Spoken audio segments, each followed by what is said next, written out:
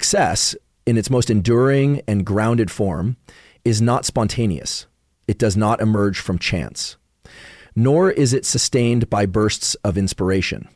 Rather, it is the predictable result of small, intentional actions repeated consistently over time, what neuroscience refers to as the compounding effect of microbehaviors. Your daily habits literally shape the structure and function of your brain. They rewire neural pathways, increase synaptic efficiency, and establish the mental and physiological conditions for long-term achievement. Quiet success starts in the invisible spaces, the early mornings, the focused afternoon blocks, the decision to move your body even when motivation is low. It starts when you choose to focus your attention, when you put your phone away, when you do the work that no one sees. This is not romantic and it's not cinematic, but it is biological. The brain is not wired to reward sporadic brilliance. It is wired to reinforce what is repeated. Neurons that fire together wire together. That's Hebbian learning. What you do daily, you become neurologically efficient at doing. This is where quiet success begins, not with the outcome, but with the pattern. In fact, one of the most powerful aspects of daily habits is that they bypass the need for motivation. Motivation is a neurochemical state. It's transient. It fluctuates. But habits are circuit-based. Once formed, they require less cognitive effort and operate almost on autopilot. If you wake up at the same time every day, expose your eyes to sunlight within the first 30 minutes, hydrate, and engage in a short period of focused breathwork or movement, you're not just building routine, you're regulating your circadian rhythm, stabilizing cortisol, and optimizing dopamine tone. You're building the biochemical foundation for focus and emotional regulation throughout the rest of the day. Now let's get more precise. Deliberate daily habits are not random actions. They are behaviors with intention, linked to specific outcomes. In performance psychology, this is known as implementation intention, a behavior mapped to a context. If it's 6:00 IEM, I write for 30 minutes. Daily, do this every time. When you do this, you reduce decision fatigue. When you do this, you reduce decision fatigue. You conserve cognitive bandwidth for the work that matters most. This is a major lever for high performers, especially those who thrive quietly without needing external validation. The mistake many people make is chasing optimization without first mastering consistency. They change tools, routines, diets, or productivity apps every week, hoping to find a silver bullet. But from a neurological perspective, novelty is stimulating but often destabilizing. Real adaptation occurs through repetition. You don't need better tools, you need better adherence, better execution, simpler systems that are frictionless to maintain. Your brain thrives on repeatability because that's how it conserves energy and builds expertise. Quiet success is often the result of boring consistency applied over long periods of time. Deliberate habits also train one of the most important faculties of the modern mind, attention.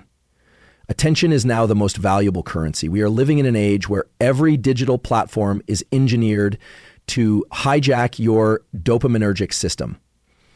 If you're not actively building habits that train focus, things like single tasking, journaling, meditation, or deep work, you are passively being trained into fragmentation. You become reactive. And reactivity is the opposite of mastery. Here's the paradox. The more consistent your habits, the more freedom you have.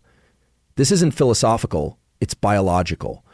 When the basics of your day are automated, your prefrontal cortex is freed up to solve higher level problems. You experience less stress, more clarity, and greater creative capacity. You're not burned out because your energy isn't being drained by 100 tiny unresolved decisions. Quiet success feels effortless, not because the work is easy, but because the systems supporting it are well designed and deeply ingrained. Finally, habits are the interface between who you are and who you're becoming.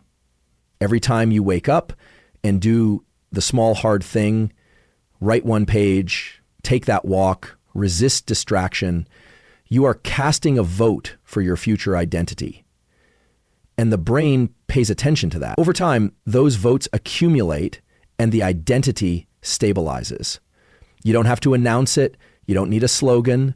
The change is visible in your biology, in your posture, in your calm, and in your results. The relationship between your body and your mind is not one directional. It is bi-directional. What you feel emotionally is inseparable from what you do physically. The nervous system doesn't compartmentalize stress, focus, or clarity into mental versus physical experiences. These states are embodied. This means that if you want to take control of your internal state, your attention, your resilience, your motivation, you have to start by learning how to regulate your physiology. Think of your body as a control panel for your brain. When you manipulate certain physical variables, such as your breath, your posture, your light exposure, and your movement, you're not just changing your body. You're sending real-time signals to the brain, shifting neurochemical cascades and altering neural activity patterns that dictate your emotional and cognitive states. Breath is one of the most accessible and powerful tools you have. It is both autonomic and voluntary, meaning it can run automatically, but you can also take control of it at any moment. That makes it a unique lever into your nervous system. For example, the physiological sigh, a double inhale followed by an extended exhale, activates the parasympathetic nervous system and downregulates stress within 60 to 90 seconds. This isn't meditation, it's mechanistic. You are directly shifting the ratio of oxygen to carbon dioxide in the bloodstream, reducing heart rate and signaling to the brain that the environment is safe. Your mind cannot stay in a reactive, panicked state when your body is calm. The two must align. This is not a theory, it's how the autonomic nervous system works.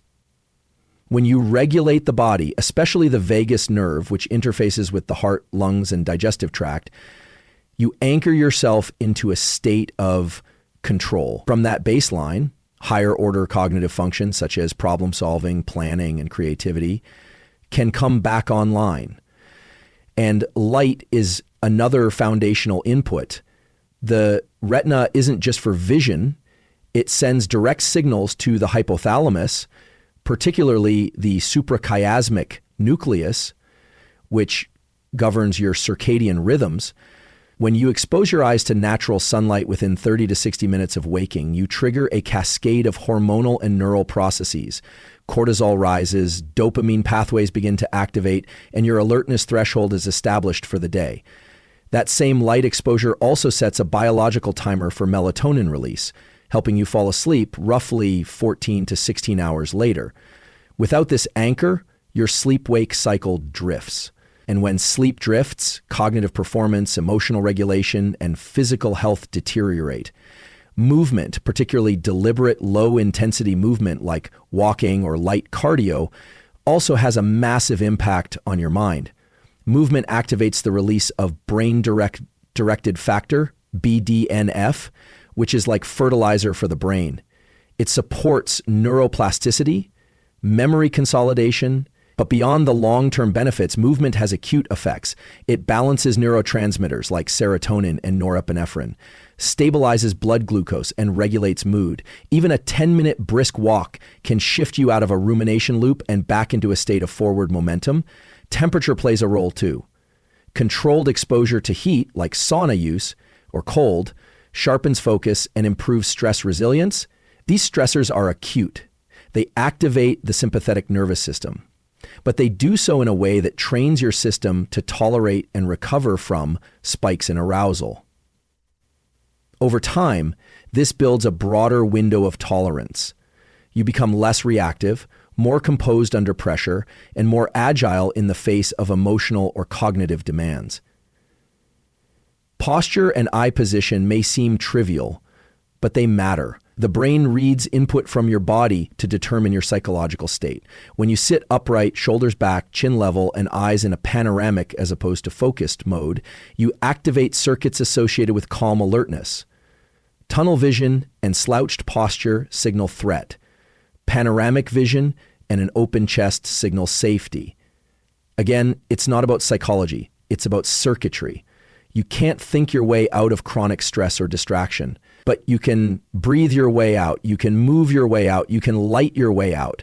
Because when you manage the physiological levers, when you build consistent daily rituals that optimize body state, you are creating the preconditions for optimal mental performance. What seems like discipline or mindset on the outside often starts with simple science-based actions that recalibrate your internal state at the level of the nervous system, not just the narrative.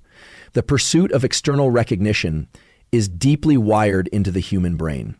Evolutionarily, social approval meant survival.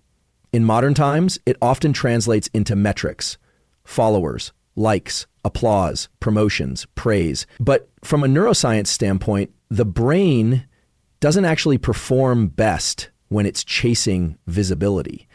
It performs best when it's focused on precision, when the nervous system is directed toward clean, accurate execution of a well-defined process, not the reward that might follow. When you're focused on the spotlight, on being seen, celebrated, or validated, you shift attention from the task to the self.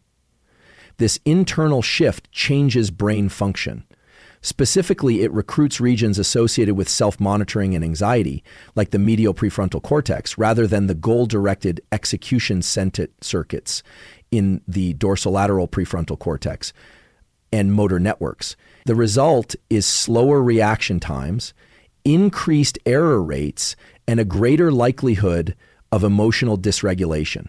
In simple terms, focusing on being noticed makes you worse at what you're trying to do. Precision, on the other hand, is a quiet process. It's not about flash. It's about fidelity. In motor learning, athletes are taught to focus on form first, every repetition being a signal to the nervous system. The more accurate the rep, the deeper the encoding. This is true whether you're training your body, your voice, your intellect, or your craft. Repetition alone doesn't lead to mastery. Precise repetition does. Neuroscience refers to this as error-based learning. The brain optimizes when it senses a mismatch between expected outcome and actual outcome, so long as the task is focused and the learner is attentive. This is why the most effective performers in any field operate in what's known as the performance zone, not the spotlight zone. In the performance zone, your attention is not on outcomes or impressions, it's on micro judgments. Athletes break down movements frame by frame. Musicians listen for tonal clarity. Writers zoom in on sentence rhythm. Engineers debug systems with granular logic. And they do it over and over again without an audience. That's not insecurity. That's neurological efficiency. From a dopamine perspective, this kind of intrinsic process-based focus is more sustainable. When your sense of progress is tied to external feedback, views, likes, awards, you create a fragile dopamine loop. It becomes dependent on variables you can't control. But when progress is tracked by internal metrics, cleaner execution, lower error rates, higher concentration, you create a self-reinforcing cycle. Dopamine is released not at the finish line, but in the pursuit itself. And that reinforces learning at the level of the synapse. Precision also trains patience. The more you invest in getting it right, truly right, the less you rush. The brain starts to associate detail with satisfaction. In neurochemical terms, this delays reward and increases the capacity for long-term thinking. In a world addicted to immediacy, precision becomes a form of cognitive resistance. It builds neural durability. You're not training for noise, you're training for impact. One of the most underappreciated aspects of precision is that it builds confidence, but not the kind that's loud or reactive. It builds internal certainty. When you know you've drilled a behavior, a system, or a skill to the point of unconscious competence, your nervous system enters a state of calm readiness. Your heart rate stays steady under pressure. Cortisol doesn't spike unnecessarily. The body knows it's prepared. That knowledge is not performative, it's cellular. Spotlight culture glorifies speed and spectacle. But from a brain development standpoint, the circuits that govern excellence, whether in cognition, movement, or creativity, require slowness, deliberate feedback, and focused correction. They require boredom. They require solitude. The spotlight distracts from this. It pulls your attention away from process and into ego. And ego, neurologically speaking, is noisy. It destabilizes precision. It invites comparison. It burns energy that should be conserved for deliberate focus. There's a reason the best work is often built in silence. It's not because people are hiding, it's because they are dialing in on the mic. They are reducing variability. They are hardwiring reliability. Precision is not glamorous, but it is neurological leverage. The better your execution, the less dependent you are on hype, and the more grounded you are in repeatable, scalable competence. Dopamine is not about pleasure. It's about motivation, drive, and pursuit. It is the neurochemical currency of anticipation, the molecule that signals possibility. When understood and directed properly, dopamine becomes a tool for building consistency, resilience, and long-term ambition. But when misused or misunderstood, it becomes a trap, fueling impulsivity, distraction, and eventual burnout. Every action you take is either reinforcing dopamine mastery or building dopamine dependence. The difference lies in where the reward is placed, in the process or in the outcome. Dopamine mastery is the skill of aligning reward with the effort itself. Dopamine dependence is the need for constant, escalating external stimulation to feel engaged or purposeful. At the biological level, dopamine is produced in the ventral tegmental area, VTA, and released into various target regions of the brain, including the nucleus accumbens and prefrontal cortex. This release increases motivation, focus, and energy. But dopamine is not an endless supply. It operates through baselines and peaks. When you engage in activities that create artificial dopamine spikes, like scrolling social media, binging entertainment, or compulsive multitasking, you push your dopamine levels artificially high. And what follows a spike is not balance, but a crash. The brain overcorrects. Your baseline dips. You feel unmotivated, restless, apathetic, the exact opposite of driven. Dopamine dependence emerges when the brain is constantly trained to expect high stimulation. Over time, it stops responding to subtle cues. It needs louder signals, faster hits. This rewires your reward prediction system. Your brain begins to associate satisfaction only with novelty or intensity. Quiet effort, deep work, or delayed gratification start to feel intolerable. The nervous system becomes agitated in the absence of stimulation, not because something is wrong, but because it has adapted to a dysfunctional baseline. Dopamine mastery, on the other hand, is built by intentionally placing reward within the process. You teach your brain to release dopamine not when you win, but while you are working. This is not just a mental trick, it's a physical recalibration. When you tell yourself, this is the part I train for, or this struggle is where I grow, you are rewiring the neural circuits that associate effort with value. You're reconditioning the mesolimbic pathway to sustain drive without external spikes. There are practical, evidence-based ways to cultivate dopamine mastery. One is through intermittent reward. The brain releases more dopamine when the reward is uncertain. This is why games and gambling are addictive. But this mechanism can be redirected toward learning or training. Instead of rewarding every session, allow progress to unfold without predictable gratification. When the brain is unsure when the next win will come, but knows it's possible, it stays engaged longer. Another key strategy is deliberate discomfort. Cold exposure, fasting, intense training, these practices stress the system, but afterward, they create a long, sustained increase in dopamine. This is not a spike. It's a slow rise. And because it's internally generated, not artificially stimulated, it doesn't crash the baseline. It strengthens it. It builds what's known as tonic dopamine tone, a long-term increase in your capacity to experience drive and satisfaction from less frequent rewards. Also important is dopamine spacing, giving your reward system time to reset. If everything becomes a source of stimulation, music during every workout, podcasts during every walk, endless background noise, you never give your brain space to restore its sensitivity. Boredom is not a problem to solve. It's a necessary phase in dopamine recalibration. It's where your baseline heals. It's where subtle effort becomes rewarding again. Mastery of dopamine also means tracking progress internally. External validation has its place, but if your nervous system is trained to chase likes, views, grades, or applause, you lose sovereignty. The goal is to anchor your motivation to behaviors you can control. Consistency, focus, personal standards. That way your dopamine release becomes linked to effort, not outcome. You're not waiting to feel good. You're teaching yourself that the act of showing up is rewarding in itself. Dopamine, when mastered, becomes a sustainable source of energy. It sharpens attention, increases endurance, and enhances creativity. But that only happens when you manage it like a resource, not exploit it like a drug. Willpower is a finite resource. It's not a personality trait.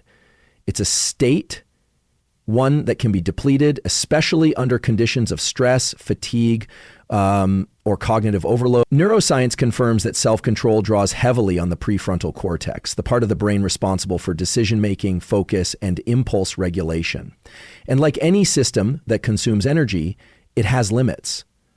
That's why relying on willpower alone is inefficient and often unsustainable, particularly if the goal is long-term behavior change or deep focus.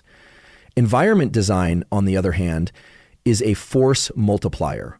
It bypasses the need for continuous self-regulation by structuring your surroundings to reduce friction, limit distractions, and promote desired behaviors. When your environment aligns with your goals, you conserve cognitive resources. You don't have to resist as often because the cues that would trigger distraction or poor decision-making simply aren't present. The brain is a prediction machine. It scans your environment constantly, looking for patterns, threats, and rewards. Every object, sound, and spatial cue carries an association. If you work in the same room you relax in, or if your phone is always within arm's reach, your brain receives conflicting signals. It doesn't know whether to focus, rest, or scroll. Over time, this creates fragmented attention.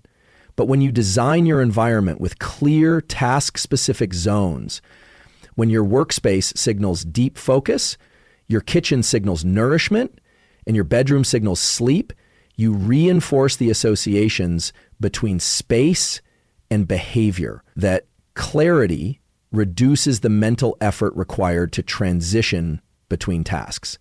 This is known in behavioral science as choice architecture. You are not forcing discipline, you are arranging defaults. You place the healthier food at eye level. You keep your phone in another room during work. You set up your desk so the tools for deep work are within arm's reach, and nothing else. These are not small changes. They are structural. They eliminate the need to negotiate with yourself 100 times a day. One of the most powerful examples of environment-driven behavior is digital hygiene. The modern attention economy has hijacked the dopaminergic system through endless micro rewards, likes, pings, notifications. These stimuli trigger small dopamine releases that fragment your focus and erode your capacity for deep work. Willpower isn't enough to fight these inputs all day, but a few structural changes, using website blockers, turning off non-essential notifications, placing your phone out of your line of sight, can dramatically reduce cognitive noise. You're not trying harder, you're creating less internal conflict. Light is another critical environmental variable. As mentioned previously, early morning exposure to natural sunlight sets your circadian rhythm, boosting alertness and mood. But equally important is light temperature and intensity during the day. Bright overhead lighting during focus periods enhances wakefulness, while dim, warm lighting in the evening helps wind the system down. Your visual environment literally informs your brain whether to engage or rest. Sound matters too. The auditory system has deep connections to the limbic system, which governs emotional tone and arousal. Background music with lyrics can disrupt verbal processing and attention. Conversely, ambient sounds or instrumental music at specific frequencies, often in the 40 hertz range, can enhance sustained concentration. The key is intentionality. You don't just absorb your soundscape, you curate it to support your cognitive goals. Even posture is influenced by environment. If your chair encourages slouching or your screen is poorly positioned, your body enters a low energy state. That physical state feeds back into your cognitive state. Poor posture increases fatigue, reduces oxygen flow, and diminishes alertness. But a well-designed ergonomic setup, upright spine, open chest, feet grounded, promotes calm alertness, a neurological state associated with optimal performance. One of the lesser known aspects of environment design is cue removal.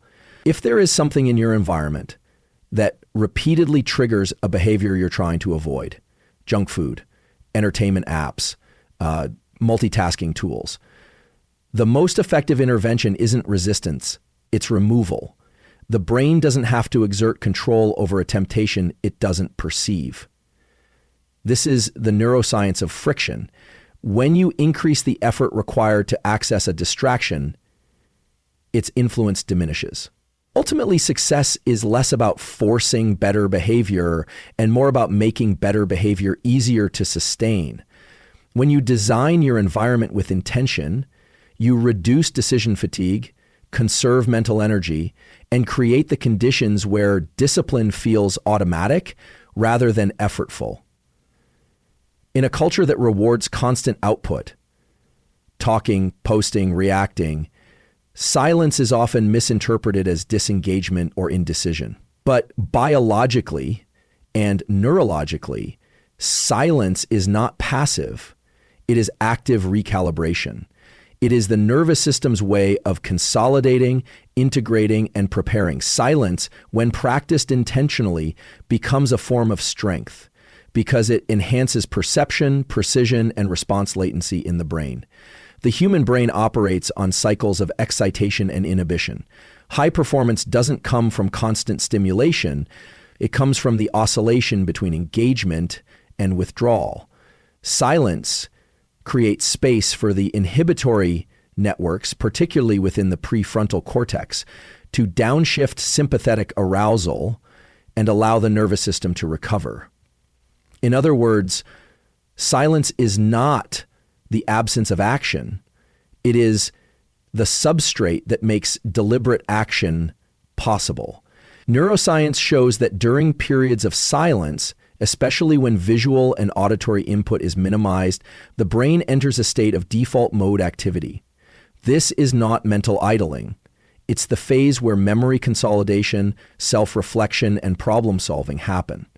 The default mode network activates when external attention is turned off, allowing the brain to integrate past experiences, refine emotional understanding, and simulate future outcomes. It's in these silent windows that people often report flashes of insight, sudden clarity, or intuitive decisions that seem to come from nowhere.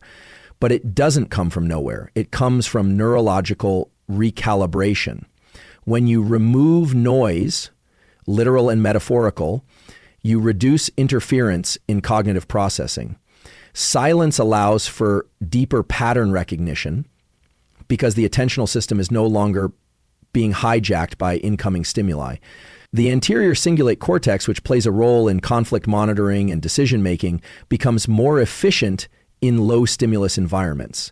The result is higher quality input processing, clearer priorities, and faster reaction times when action is required. There's also a physiological shift that occurs in silence. The auditory system is always on 24 hours a day. Even in sleep, it monitors for threats. When you intentionally remove sound, the auditory cortex relaxes, heart rate slows, breathing deepens, vagal tone increases. This signals the parasympathetic nervous system to engage, restoring balance in stress hormone levels like cortisol and epinephrine. Over time, regular exposure to silence enhances stress resilience, emotional regulation, and mental clarity. In high-stakes performance domains, elite athletics, military operations, surgical environments, silence is often built into preparation. It's not just for focus, it's for calibration. These professionals know that stillness before execution isn't hesitation, it's systems check. They're aligning heart rate, breathing, muscular tone, and visual attention. Silence becomes the ritual of readiness. The same principle applies to cognitive performance. When you take deliberate silent breaks, free from conversation, stimulation, or screens, you're not stepping away from productivity. You're maintaining neurological readiness. You're allowing the dopaminergic system to reset so that motivation can be sustained without burnout. You're giving the hippocampus space to encode and organize memory traces. You're regulating sensory input to protect against overload. Silence also improves interpersonal intelligence. When you don't speak reflexively, when you let pauses form before you respond, you gain access to more data. Subtle facial expressions, breathing patterns, vocal tone shifts.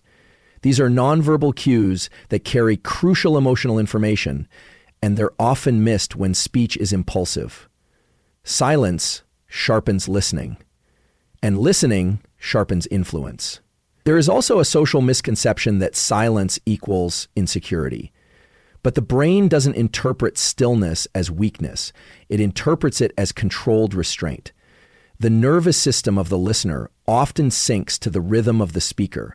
If your rhythm is calm and composed, others adjust to your tempo. You become the pacemaker in the interaction. Silence, when deliberate, communicates stability. It projects inner control without ever needing to assert dominance. In creative and intellectual work, silence becomes the space where original ideas take shape. Constant consumption of media, opinions, even information can saturate the cognitive field. Silence creates the blank canvas. It lets the nervous system differentiate signal from noise. That's when the mind begins to generate rather than just absorb. That's when solutions form, not by force, but by alignment.